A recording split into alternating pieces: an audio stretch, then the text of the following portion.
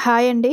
పాతకాలం పద్ధతిలో లాగా మెంతులతో కర్రీ అనేది చేసి చూపిస్తాను. ఇది హెల్త్‌కి ఎంతో మంచిది. బహుశా మీరెప్పుడు తిని ఉండకపోవచ్చు. ఒకసారైతే ఈ వీడియో అయితే పూర్తిగా చూడండి. మెంతులు మన జుట్టుకి, ఆరోగ్యానికి ఎంతో మేలు చేస్తాయండి.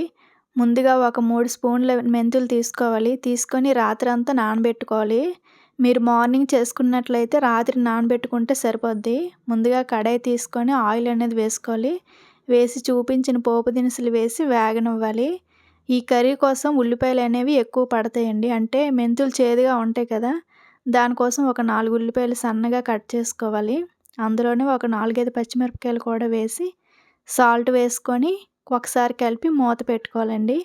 ఇందులోకి ఒక చిన్న సైజు టమోటా కట్ చేసి పక్కన పెట్టుకోవాలి.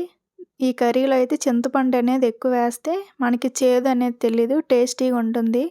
ఆనియన్స్ ఇలా వేగిన తర్వాత మనం కట్ చేసుకున్న టమాటా వేసి ఒకసారి టమాటా మెత్తబడేంత వరకు మనం కలుపుతూ వేయించుకోవాలి. ఇప్పుడు నానబెట్టుకున్న మెంతులు కూడా వేసి ఒక్క నిమిషం పాటే వేయించాలండి. ఎక్కువ వేయిస్తే మెంతులు అనేవి కూరలో ఉడకవు.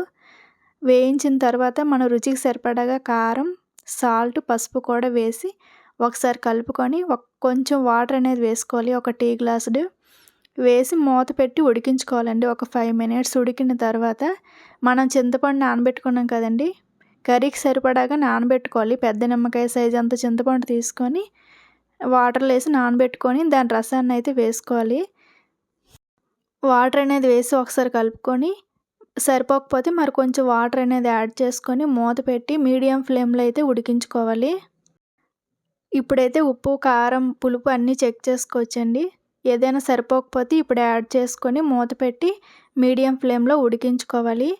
ఇది ఆరోగ్యపరంగా చాలా మంచిదండి. ఈ కర్రీని షుగర్ ఉన్న వాళ్ళు తింటే వాళ్ళకి చాలా మంచిదండి.